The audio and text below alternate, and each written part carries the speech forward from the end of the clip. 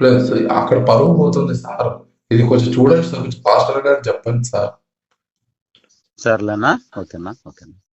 అదే అన్న, ఇంకోటి విషయం ఏంటంటే అన్ని మీది ఒక భూత పుస్తకం అని చెప్పి ఏదైతే ప్రచారం చేస్తున్నారు, మాకేంటంటే రాత్రి అసలు నిద్రనే పట్టకుండా ఉంది మాకు అసలు. ఉమ్, అట్లా ఉంది మా పరిస్థితి అసలు. ఎక్కడ మీ క్రైస్తవులం అని చెప్పుకోవాలంటే తల ఎత్తుకొని తిరగాలంటే సిగ్గుచేటుగా అనిపిస్తాను. ఉమ్. అన్నా ఎప్పుడైనా మంచి అనేది ఈ లోకంలో మంచికి వ్యతిరేకం జీవిస్తుంటారులేనా. అదే అన్న, మరి ఇప్పుడు వాళ్ళు అన్నంత మాత్రం వాస్తవం ఏందనేది తెలుసుకోవాల్సిన బాధ్యత. మేమైతే విగ్రహాదీకులము 2010లో క్రీస్తులోకి వచ్చినాము. ఈయన గొప్పవాడని మేము నమ్ముతున్నాము. అట్లా ఇప్పుడు దేవుడే లేడనేవాడు వాడు బుద్ధిహీనుడు అనింది. రకరకాల ఇప్పుడు జీవంగా యేసుప్రభు బతికున్నప్పుడే ఆయన ఒప్పుకోలేదు అట్లా.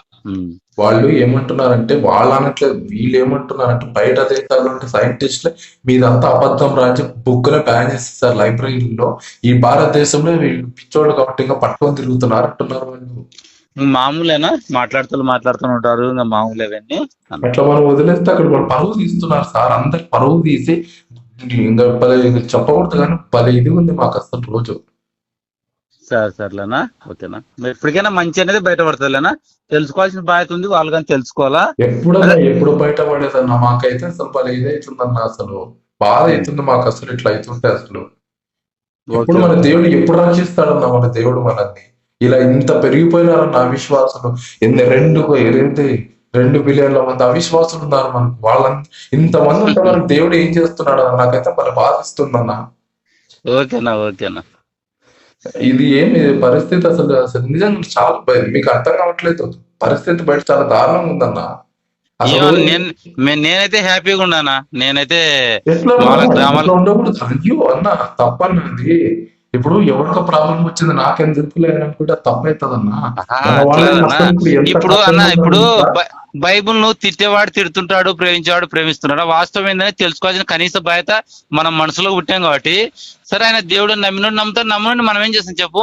మరి వాళ్ళంతా తిడుతున్నప్పుడు మనం ఏం చేస్తున్నాం? ఇప్పుడు ఒక బుక్ ను ఒకడు విమర్శించాలంటే సరే పర్వాలేదు అనుకోవచ్చు.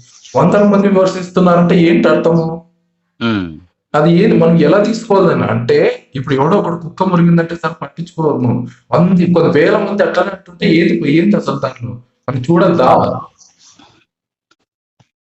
ఓకేనా. పెద్ద సేవకులు ఉన్నారనా, మనైతే ఒక విశ్వాసం మనము వాళ్ళ మీద కేసేసి అంత శక్తి లేదు. ఏందో ఏం అర్థం కావట్లేదు. అక్కడ చూస్తే బయట వాళ్ళు దొబ్బేస్తున్నారు అసలు మమ్మల్ని. నిన్న కాల్ చేసి మమ్మల్ని ఒకటే అంటున్నారు, అసలు తిడుతున్నారు మమ్మల్ని. కాల్ చేసి ఫోన్ చేసి తిడుతున్నారు మమ్మల్ని. ఓకే అన్న, ఏం వర్క్ చేస్తారన్నా? మేము ఇక్కడ మామూలుగా అయితే జంతు సంరక్షణ కేంద్రం అన్న. జంతు సంరక్షణ కేంద్రం అన్న. ఓకేనా సరేనా. వాళ్ళు ఫోన్ చేసి మమ్మల్ని తిడుతున్నారన్నా. మీ వాళ్ళకి దమ్ము లేదు, మీకు పెద్ద దమ్ము. మన పోయింటి నేను వాళ్ళ ఛానల్లోకి వెళ్ళి ఏది సార్ ఇట్లా మాట్లాడుతున్నారు మీరు బైబిల్ గురించి అంటే, మీతో భూత పుస్తకం రా వెళ్ళిపోరా, ఇదేంటి దాని నుండి వచనాలని తిప్పించి నన్ను కన్ఫ్యూజ్ చేసి పంపిస్తున్నారు. నన్ను ఇదేది చూపించి అందరూ ఒప్పుకుంటున్నారా, మీ బయట దేశాల్లో అందరూ కొండగొర్రెలను ఒప్పుకున్నాయి, భారతదేశంలో ఒకటి మిమ్మల్ని ఇట్లా పట్టించుకొని నిడుస్తున్నాము, మా మీద పడ్డారని చెప్తున్నారు. ఏందన్నా ఇది? ఇప్పుడు మనం పోయింటి నేను మాట్లాడటమన్నా వచనాలన్నీ తీసి చూపించి, లెవియా కాలంలో తీసి చూపించారు, మత్తయిలో చూపించారు, లూకాలో చూపించినారు, అన్నిట్లో చూపించారు వచనాలు. ఇంత గదించుకుందిరా, మీరెట్లా నమ్ముతున్నారా అంటున్నారు. ఏం చెప్పాలన్నా సమాధానము? మంచి చెడు అనేది బైబుల్ ఉంటది అన్న. అక్కడ వాళ్ళు ఏమంటున్నారు అంటే ఇదే మాట అన్నాను సార్. మంచి చెడు అనేది ప్రతిదానం ఉంటది కదా సార్, మీరు అట్లా ఊరికే చెడు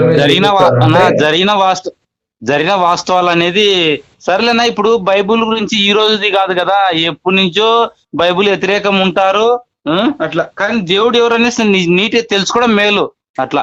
ఎందుకంటే మేము విగ్రహాదికులం, ఎల్లమ్మను, శుక్లమ్మను, పెద్దమ్మను ఇట్లా 2010 దాకా మేము అనుసరించిన వాళ్ళమే. సరే, జీవంగా దేవుడు యేసుక్రీస్తు ప్రభువుని నమ్మినాం మేము అట్లా. ఓకేనా. వాళ్ళు ఏమంటున్నారు తెలుసా అన్న, ఇప్పుడు ఆయన నమ్మితే మీకు ఏమైనా జరాలు నయమైపోతున్నాయా? కరోనా రాలేదు, ఎంతమంది పోలేదు మీ దాంట్లోనే. ఎవని క్రియలు చొప్పున వానికి వస్తాయి. ఇప్పుడు క్రైస్తవులు అనే వాళ్ళు పేరుకే క్రైస్తవులే గాని క్రీస్తుని అనుసరిస్తేనే కదా. ఇప్పుడు ఎవరైతే పాస్టర్లు, పెద్ద పాస్టర్లు, పోపులకే కరోనా వచ్చిందిరా, ఏం మిగుతున్నాడు మీ దేవుడు అంటున్నారు వాళ్ళు. కరోనా రాకుండా ఎందుకుంటది? అది ఒక తెగులు అనేది, రోగాలు రాకుండా ఎందుకుంటాయి? మరి మనకి ఎందుకు వస్తుందన్నా? మనకి ఇప్పుడు విశ్వాసులు పరమ విశ్వాసులు ఉంటారు కొంతమంది, వాళ్ళకి ఎందుకు ఇలా అన్ని కష్టాలు పెట్టాలి దేవుడు? అన్న ఎవని క్రియలు చొప్పున వానికి కష్టాలు వస్తాయి అన్న, అట్లా. అవునన్నా, ఇప్పుడు మరి పోపులు ఏమైనా తప్పు చేస్తారు, ఇప్పుడు పాస్టర్లు కొంత నిస్వార్థంగా ఉంటారు, వాళ్ళకి ఎందుకు వస్తుందన్నా? ఏది ఇది న్యాయమా ఇది? ఇప్పుడు నువ్వేమంటావు అంటే, ఇంకా ప్రత్యేకంగా దేవుని అనుసరించినోడు ప్రత్యేకంగా ఉండాలంత రోగాల పాలు కావాలి, అప్పుడు ఏమంటారు, ప్రత్యేకత అనేది బయటపడుతుంది అంటావు. ప్రత్యేకత అంటే అట్లాంటిది కాదన్న. ఇప్పుడు వాళ్ళు ఏమంటున్నారు, ఇంత ఇది చేస్తున్నారు కదా, వాళ్ళకి ఏం రక్షణ ఉంది, ఏం చేస్తున్నారు మీరు? అసలు మీకు పరువు పోతున్నారు అసలు బయట. ఓకే, యా చర్చికి పోతారన్న మీరు? మేము కర్నూలు ఇక్కడ వచ్చే ఎస్వి కాంప్లెక్స్ దగ్గర అన్న చర్చ్. అన్న ఎస్వి కాంప్లెక్స్ దగ్గర అన్న చర్చ్. ఎక్కడ? ఎస్వి కాంప్లెక్స్ దగ్గర వెనకాల పెద్దదన్న బాగా. కర్నూలనా? ఆ ఎస్పీ కాంప్లెక్స్ వెనక సైడ్.